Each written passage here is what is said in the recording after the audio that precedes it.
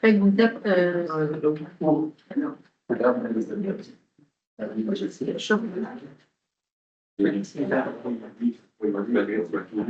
moi, je parle de convocation encore là.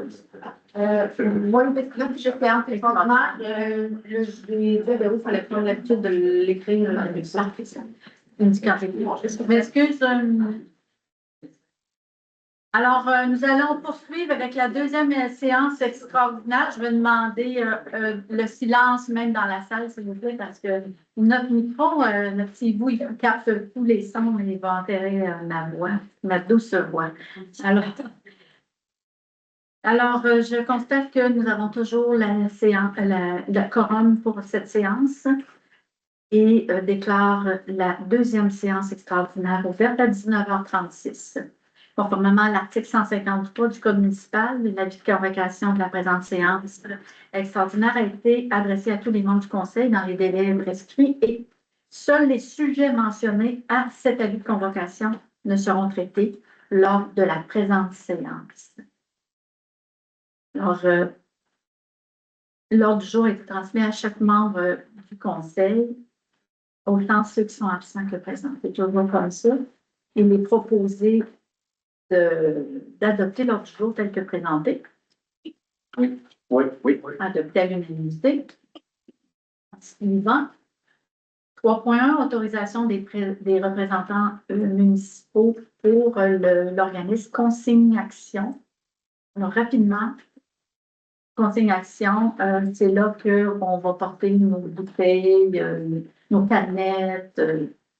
Et cette année, nous avons pensé que notre comité, notre service de loisirs, vie communautaire en général, puisse bénéficier de ces sous-là en allant, en accumulant. Avant, on allait le porter à l'école, mais étant donné qu'on a maintenant une coordonnatrice, c'est qu'elle va préparer des activités, ça va servir pour la communauté. Donc, il est proposé que Catherine Pepin, directrice générale, et Vicky Marcorel, qui est agente de bureau, soient autorisées à agir conjointement. Je vais proposer de tout de suite changer son nom vu qu'on a fait une nouvelle aberration. Donc, elle est maintenant adjointe administrative à la comptabilité. Comme on a pris la peine de le renommer le poste, on va le faire, on va l'appliquer tout de suite.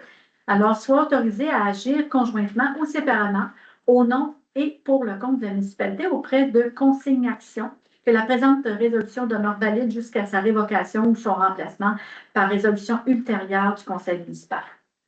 Oui. Adopté à l'unanimité. 3.2, fin de la période d'essai du lien d'emploi de l'employé numéro 1149.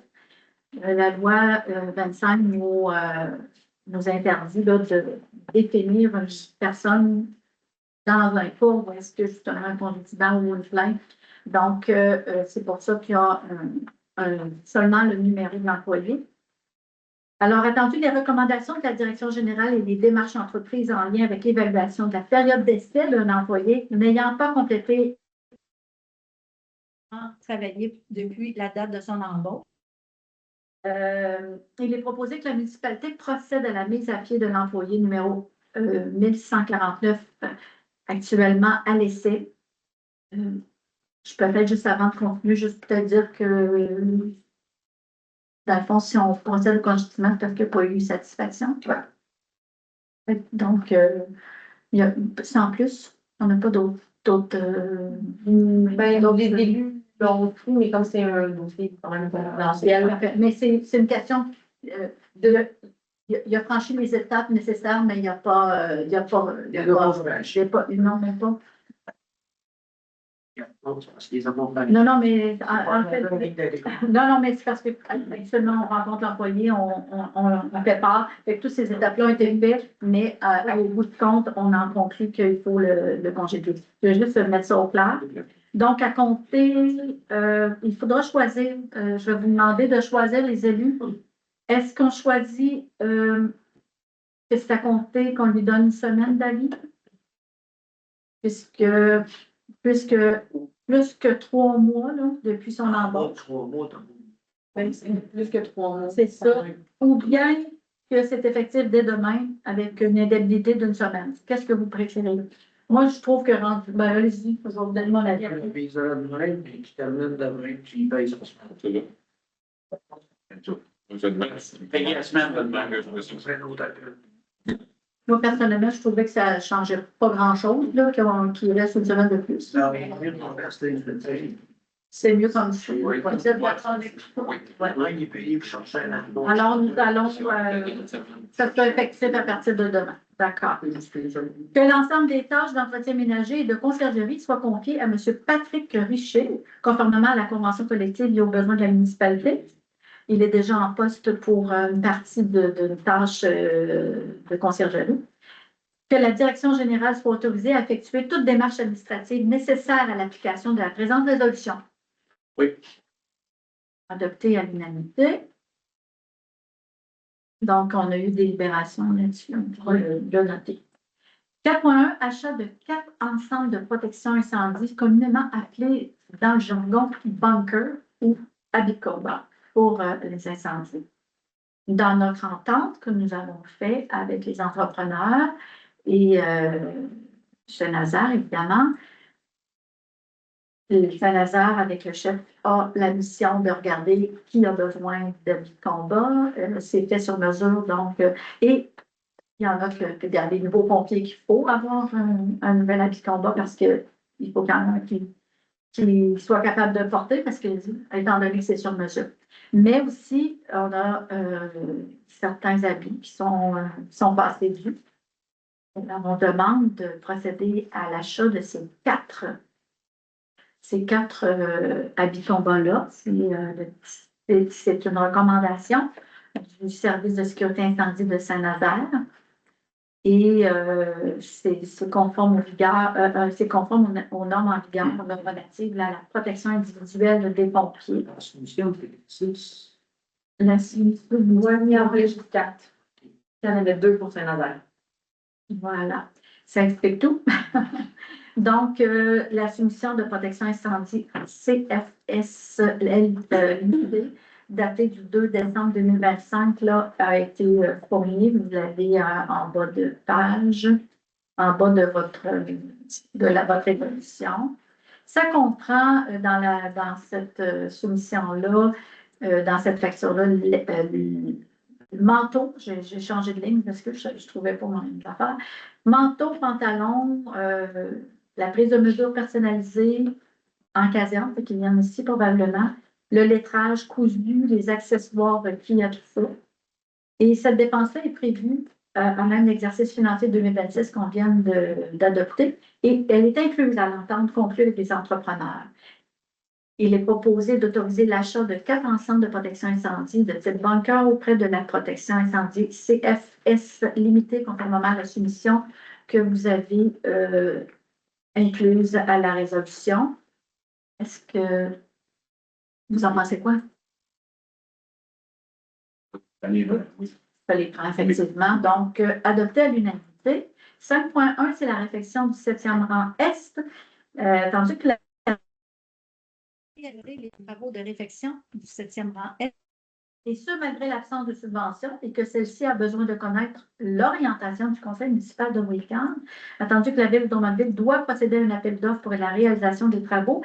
Il est proposé que la municipalité confirme à la ville de Drummondville son intention d'aller de l'avant avec réfection de la portion du 7e rang Est, et ce, malgré l'absence de subvention, que la municipalité demande à la ville de Drummondville d'inclure la portion à son entretien dans l'appel d'offres pour les travaux de réfection du 7e rang Est. Évidemment, je ne sais pas si vous avez autre chose à ajouter. C'est un débat que nous avions, une délibération que nous avions déjà préalablement faite avant de le mettre au rapport explicatif du budget. Est-ce que c'est toujours correct pour tout le monde? Oui. C'est adopté à l'unanimité. 6.1, c'est le reconditionnement de la pompe à usine de filtration. C'est un mandat que nous souhaiterions donner à l'entreprise CPTech. Nous avons préalablement, je crois que c'est l'an passé, fait on a 3 pompes. Là, les 2 pompes ont été reconditionnées. Là, il en reste une à faire, puis elle est due. Elle commence à faire des bruits. Donc, c'est la raison pour laquelle on a cette résolution-là. Tandis que la pompe numéro 2 de l'usine de filtration émet des bruits anormaux et que selon l'inspectrice du réseau d'égouts et d'aqueducs, ces signes témoignent d'une dégradation susceptible de compromettre la continuité du service d'eau potable, attendu que le reconditionnement de cette pompe est prévu au programme triennal d'immobilisation et qu'une offre de service conforme a été déposée par l'entreprise CPTEC et transmise aux membres du conseil. Maintenant, est-ce que ça vous convient? Oui. Alors, il est proposé de mandater CPTEC pour le prix de 24 719,63 $, taxes incluses pour ce reconditionnement. Je pense que c'est un exercice de discussion pour moi ce soir. Pour la pompe à l'usine de filtration, c'est que l'offre de service de cette entreprise et la présente résolution soit le contrat liant la municipalité et CPTEC. De payer cette dépense à même le budget de fonctionnement de l'année en cours. Oui. Adopté à l'unanimité. 8.1, c'est le comité consultatif d'urbanisme, nomination d'un membre citoyen sur le comité consultatif.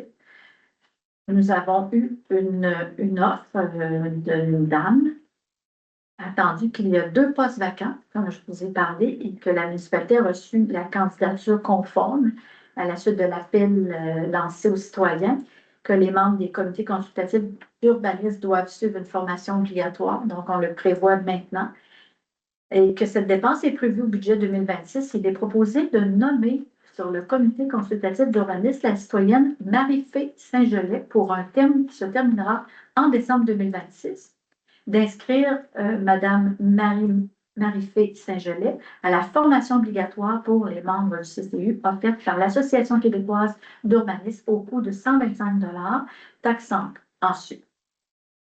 Oui. Adopté à l'unanimité. J'en profite pour dire que s'il y a d'autres citoyens intéressés, on est toujours preneur à prendre vos propositions et que si on comble le comité, c'est toujours utile d'avoir des substituts. Alors, je n'hésite pas pour vous offrir. 8.2, c'est un avis de motion. Et c'est un avis de motion, je suis pour le règlement, je vais aller le voir. C'est constituant le comité consultatif, le règlement constituant le comité consultatif d'urbanisme portant le numéro 2024-03-9/93. On voudrait le modifier parce que la rémunération des membres citoyens passerait de 50 $, si vous êtes d'accord, à 60 $, afin d'être plus équitable puisque le montant accordé aux élus, qui n'était pas avant, mais qu'on a mis dans le traitement des élus, équivaut avec rémunération de base et allocation au même tarif 60 $. Donc, on n'a pas voté ce soir là-dessus, mais c'était pour expliquer en quoi était le règlement qui va modifier ce règlement-là. Est-ce que j'ai quelqu'un qui va assurer, qui veut faire l'avis de motion? Monsieur Aubin? Oui. Non, Monsieur Michel Aubin donne avis de motion avec demande de dispense de lecture à l'effet qu'à une prochaine séance de ce conseil sera présenté pour adoption le règlement modifiant le règlement constituant le comité consultatif d'urbanisme 2024-03-9/93 afin de modifier la rémunération des membres citoyens du comité. Et en point 8.3, il va arriver, on a un petit bug informatique, mais le point 8.3, le temps que ça arrive, c'est le dépôt de ce même règlement-là. Donc, c'est M. Michel Aubin qui en fait le dépôt et qui va constituer le nouveau règlement. Le dépôt du projet du règlement sera le numéro 2026-02-1031. Ce sera le nouveau règlement. L'autre, je vous l'ai dit tout à l'heure, fait qu'on peut passer, c'est un dépôt. Ensuite, on a l'avis de motion en 8.4 par rapport aux dérogations mineures. C'est que le fait que les élus maintenant qui siège dans le comité, notamment le comité de l'urbanisme, le fait que les élus seront rémunérés maintenant et qu'on augmente aussi la rémunération des banques citoyennes, la tarification, lorsqu'on fait une demande de dérogation mineure, que nous avions mis à 250 $, la proposition du nouveau règlement serait qu'on augmente à 300 $ pour couvrir les frais quand on fait une demande de dérogation mineure. Ici, il n'y en avait qu'une seule pour couvrir une partie des frais. Et pour le commercial, industriel et forestier, se fait à 500 au lieu de 450. Donc, c'est ça que le règlement dit. On aura, c'est un avis de motion et suivi d'un dépôt. Alors, est-ce que on a quelqu'un à dire? Oui, alors M. Pascal Boule donne un avis de motion avec demande de dispense de lecture à l'effet qu'à une prochaine séance de ce Conseil sera présentée pour adoption un règlement modifiant le règlement 2024-03-990 sur les dérogations mineures afin de modifier la tarification pour une demande de dérogation mineure. Donc, c'est un dépôt qui suit. Et ce nouveau règlement-là portera le numéro 2026-02-10-32. Pour aller au 9.1, c'est un avis de motion aussi pour une réglementation de la tarification du camp de jour de l'été 2026. Est-ce que quelqu'un en demande, quelqu'un accepte de donner avis de motion? Oui. Oui, Madame Sanson. Donc, Madame Véronique Sanson donne un avis de motion avec demande de dispense de lecture à l'effet qu'à une prochaine séance de ce Conseil sera présenté pour adoption un règlement fixant la tarification pour le camp de jour été 2026 afin de préciser les différents tarifs pour l'inscription des enfants au camp de jour. Grosso modo, je vous dis, on est en train de me changer les idées ici en pointant dans la salle. Je vais revenir, mais grosso modo, le camp de jour et les tarifs n'ont pas changé, c'est le même tarif pour 2025. Alors, merci. Et nous allons déposer ce projet-là qui portera le numéro 2026-02-10-29. Alors, ensuite, 9.3, avis de motion, règlement fixant les tarifs d'inscription pour le soccer maintenant. Il y a des différents points qui sont encore à discuter et à ce moment-ci, on n'aurait pas toutes les données pour répondre à cette. Donc, je vais proposer, alors il est proposé de reporter ce point-là à une séance ultérieure. Oui. Adopté à l'unanimité. 9.4, dépôt du règlement fixant la... bon, effectivement, je m'excuse, on l'a reporté, donc on a... Pour reporter lui aussi. Ah, d'accord. Donc, puisqu'on reporte, êtes-vous toujours d'accord de reporter le point pour les mêmes raisons? Donc, adopté à l'unanimité, je ne vais pas noter celui-là. Et période de questions concernant les points que nous venons de faire. C'est concernant les points, non? Non, pas pour. Non, on fait la langue, ça semble bien. Mentez-nous pour cette. Oui, parfait. Est-ce qu'il y en a qui ont des questions? Non. Alors, s'il n'y a pas de questions, et que les points à l'autre jour sont tous épuisés, je déclare la séance. Dans le fond, je propose. Êtes-vous d'accord de. Oui. Alors, à 19h54, c'est adopté à l'unanimité. Oui. Alors, nous déclarons la séance fermée, arrêtée. Je m'en permets. Close, lève la séance. Lève la séance. Voilà, c'est le mot que je cherchais des fois, quand on ne les a pas devant les yeux. Merci tout le monde. Et pour ceux qui